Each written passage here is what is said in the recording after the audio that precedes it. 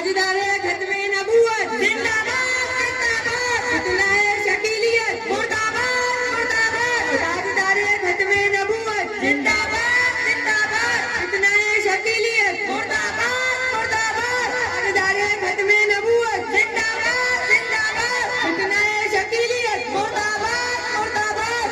इस्लाम फैलाना चाहता, फैलता होता तो मोहम्मद रसूलुल्लाह काबे के हदीम में बैठकर दुआ करते और इस्लाम चारदांगे आलम में फैल जाता। निकलना पड़ेगा, निजाम इंसाफ को कायम करने के लिए कुर्बानियां देना पड़ेगी। जुल्म इस्तिबदाद के इस मोटे पर्दे को चाक करने के लिए अपनी जानों का, अपनी मालों का, अपनी आल का और अपनी औलाद का नजराना पेश करना पड़ेगा। इनकलाब, आजादी, अमन अमान, सुकून कुर्बानी मांगता है, शहादत मांगता है। तो नौजवानों तैयार हो जाओ, तुम ही इस कौम का मुस्तकबिल हो, इस कायनात का मुस्तकबिल हो। पूरी दुनिया तड़प रही है और आह आह करते हुए ये उम्मीद लगाए बैठी है कि शायद मोहम्मद रसूलुल्लाह के मानने वाले कोई नया निजाम इंसाफ ले आए, इसमें पूरी इंसानियत अमन अमान के साथ, इंसान दोस्ती के साथ जिंदगी गुजार सके। अल्लाह हम सबको इशाअत इस्लाम के लिए खुलूस के साथ, रियाकारी से दूर, शैतान के नरगे से बचाते हुए काम करने की और काम लेने की तौफीक अता फरमावे और हमारी तमाम काविशों को ज़ख़ीरा आखिरत बनावे। एक बहुत ही अहम और हसास मौजू जो इस वक्त मीडिया की भी हेडलाइन बना हुआ है और हम तमाम के जहनों पे कुछ न कुछ क्लिप घूमती रहती है कि मोहम्मद रसूलुल्लाह आखिरी नबी है या इसके बाद भी कोई नबी आने वाला है या नहीं आएगा। हदीस शरीफा में है, मन रआ मिनकुम मुनकरन फलयुगय्यिरहु बियदिही फइन लम यस्तती फबिलिसानी फइन लम यस्तती फबिक़ल्बी वज़ालिका अज़अफ़ुल ईमान। कि बुराई को देखो तो इतना पावर होना चाहिए कि जालिम का हाथ पकड़ लो, इतना भी नहीं है तो जबान में वो तलाकत होना चाहिए कि जबान से बुरे को बुरा कह सको, इतना भी नहीं है तो दिल में उसे बुरा जानो, बुरा समझो और उसकी नहूसत और फितना परवरी तुम्हारे दिल में होना चाहिए। उन्वान है फितने शकीलियत। इस उन्वान पर मुतअल्लिम मोहम्मद अहमद और उनके रफ़क़ा ड्रामे की शक्ल में एक पैगाम सामिईन के सामने, नाज़रीन के सामने पेश करने की कोशिश करेंगे। मैं मुतअल्लिम मोहम्मद अहमद और उनके रफ़क़ा को दावत डाइस देता हूँ, दावत माइक देता हूँ कि वो डाइस पर आए और ड्रामे की शक्ल में फितने शकीलियत क्या है, उसकी हकीकत क्या है और हमें उससे कैसे बचना चाहिए एक पैगाम जावेदानी पेश करें।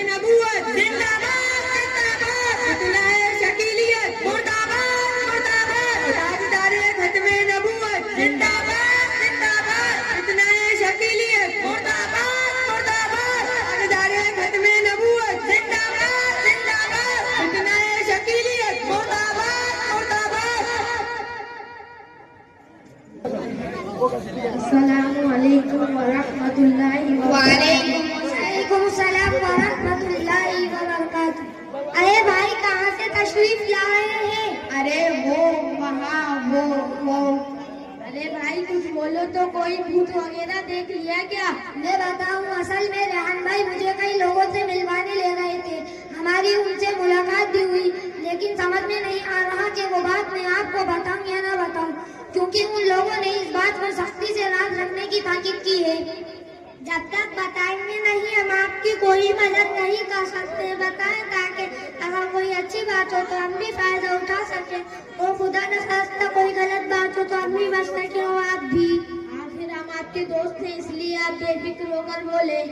उन्होंने हमसे कयामत की निशानी और आखिरी दौर में होने वाले फितना, दज्जाल, ईसा अलैहिस्सलाम और हजरत मेहदी रज़ियल्लाहु अन्हु के बारे में बातें की। भाई ये तो बड़ी अच्छी बात है, इसमें छुपाने या परेशान होने वाली क्या बात है जो आप हमसे छुपा रहे हैं?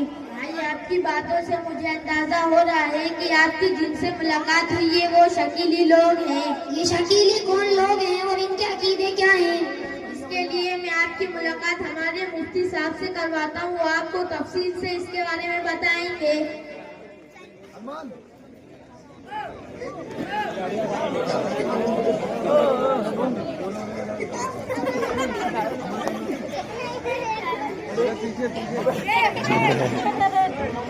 السلام علیکم ورحمۃ اللہ وبرکاتہ. وعلیکم السلام ورحمۃ اللہ وبرکاتہ.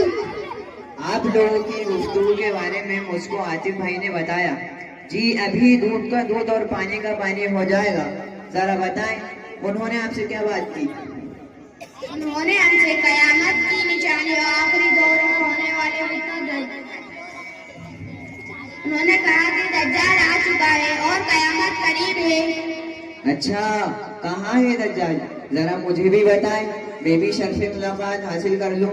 جب آپ امریکہ فرانس دیکھیں گے تو آپ کو بیچ میں قافل لکھا ہوا دکھے گا. یہی دجال کی نشانی ہے. لہذا امریکہ فرانس ہی دجال ہے. استغفر اللہ یہ کیسی بے کی بات کر رہے ہیں. یہ تو حدیث کی بالکل غلط اور من گلت تشریح ہے.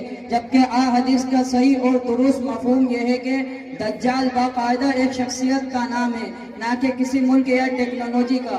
لہذا شکیل ابن حنیف اور اس کے چیلے چپاٹے جو گمراہی پھیلا رہے ہیں ہمیں اس سے بچنا چاہیے. دوسری بات ہم کو یہ بتائی گئی ہے کہ حضرت عیسیٰ علیہ السلام اور حضرت مہدی رضی اللہ عنہ ان کا تذکرہ حدیث میں آیا ہے کہ وہ اس دنیا میں آ چکے ہیں اور لوگ دھڑا دھڑ ان کے ہاتھوں پر بیعت کر رہے ہیں. بھلا بتائیں کہاں ہے حضرت عیسیٰ علیہ السلام اور حضرت مہدی رضی اللہ تعالیٰ عنہ؟ صوبہ مہاراشٹر کے اورنگ آباد ضلع میں شکیل بن حنیف نام کے ایک صاحب ہے جو حضرت عیسیٰ علیہ السلام اور حضرت مہدی رضی اللہ تعالیٰ عنہ ہیں. آپ لوگ توبہ کیجئے. بھلا ایک جھوٹا شخص کیسے حضرت عیسیٰ علیہ السلام اور حضرت مہدی رضی اللہ تعالیٰ عنہ ہو سکتا ہے؟ نبی صلی اللہ علیہ وسلم نے حضرت عیسیٰ علیہ السلام اور حضرت مہدی رضی اللہ تعالیٰ عنہ دو الگ الگ شخصوں کو بتایا ہے نہ کہ ایک ہی آدمی کے دو نام. وہی حضرت عیسیٰ علیہ السلام بھی اور وہی حضرت مہدی رضی اللہ تعالیٰ عنہ بھی. نیز نبی صلی اللہ علیہ وسلم نے حضرت مہدی رضی اللہ تعالیٰ عنہ کا نام محمد بن عبداللہ بتایا ہے. اور عیسیٰ علیہ السلام وہ عیسیٰ جو بغیر باپ کے حضرت مریم علیہ السلام کے بطن سے پیدا ہوئے. لہذا شکیل بن حنیف نہ تو حضرت مہدی رضی اللہ تعالیٰ عنہ ہے کیونکہ اس کا نام تو شکیل بن حنیف ہے اور نہ تو حضرت عیسیٰ علیہ السلام کیونکہ یہ شخص بغیر باپ کے پیدا نہیں ہوا. مفتی صاحب کو چور نشانیاں بتا دیں جس سے ہم اصلی مہدی اور عیسیٰ علیہ السلام پہچان کر ان جھوٹوں کو سائڈ میں کر سکیں. جی ہم آپ کو عیسیٰ علیہ السلام اور مہدی رضی اللہ تعالیٰ عنہ کی تین ایسی نشانیاں بتاتے ہیں جس سے آپ بآسانی اصلی اور نقلی کی پہچان کر سکیں. عیسیٰ علیہ السلام کی 3 نشانیاں آپ غور سے سنیں. نمبر 1 عیسیٰ علیہ السلام آسمان سے دمشق کے سفید مینار کے پاس اتریں گے جبکہ شکیل بن حنیف بہار کے دربھنگہ ضلع میں پیدا ہوا. نمبر 2 عیسیٰ علیہ السلام اپنے نیزے سے مقام لوط پر دجال کو قتل کریں گے اور نیزے پر لگا ہوا خون لوگوں کو بتائیں گے. اگر شکیل خان عیسیٰ ہے تو کیا اس نے دجال یعنی امریکہ اور فرانس کو ختم کر دیا بلکہ یہ ملک تو طاقتور ہو چکے ہیں. نمبر 3 عیسیٰ علیہ السلام کے دور میں دنیا میں امن و امان اور خیر و برکت پھیل جائے گی جبکہ شکیل خان کے دور میں دنیا میں ظلم و جبر کا سیلاب آیا ہوا ہے. حضرت مہدی رضی اللہ تعالیٰ عنہ کی 3 نشانیاں سن لیجیے. نمبر 1 حضرت مہدی رضی اللہ تعالیٰ عنہ اپنے مہدی ہونے کا دعویٰ خود نہیں کریں گے جبکہ شکیل خان نے اپنے مہدی ہونے کا دعویٰ خود کرا ہے. نمبر 2 حضرت مہدی رضی اللہ تعالیٰ عنہ مدینہ منورہ میں پیدا ہوں گے جبکہ شکیل خان بہار کے دربھنگہ میں پیدا ہوا ہے. نمبر 3 حضرت مہدی رضی اللہ تعالیٰ عنہ کے ہاتھ پر ہونے والی بیعت خلافت مکہ مکرمہ میں ہوگی جبکہ شکیل خان کی گمراہی والی بیعت خلافت ہندوستان کے مختلف علاقوں میں ہو رہی ہے. مفتی صاحب آپ یہ بھی بتا دیں دجال کے فتنے سے بچنے کے لیے کیا کیا جائے؟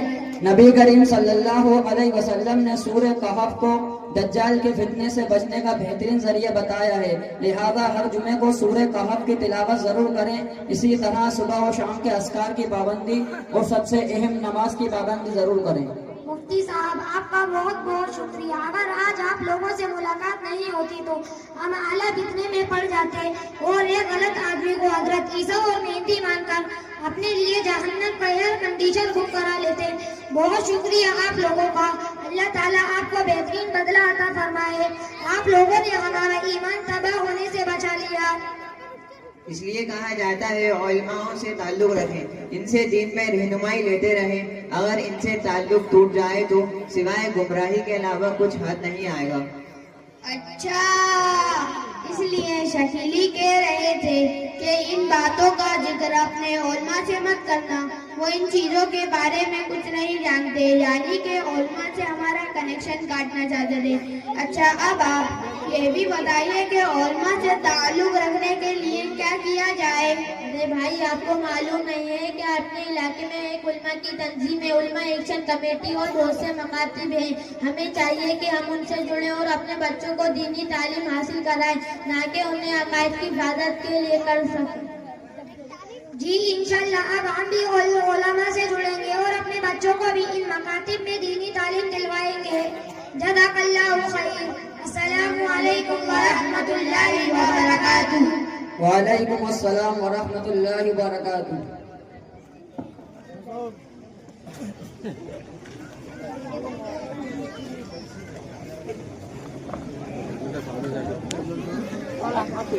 جزاک اللہ خیر و احسن الجزا۔ ایک بہت ہی اہم موضوع کی طرف ان طلبہ نے ہماری رہنمائی کی، وہ فتنہ کیا ہے اور اس سے بچنے کا طریقہ کیا ہے، اس کی بھی نشاندہی کی ہے۔ جتنی کتابیں ہیں، جتنے رسول اور انبیاء، ہم سب پر ایمان لاتے ہیں۔ اگر ہم ان میں سے کسی ایک کو بھی ڈینائی کر دیتے، انکار کر دیتے، تو ہمارا ایمان مکمل نہیں ہو پائے گا۔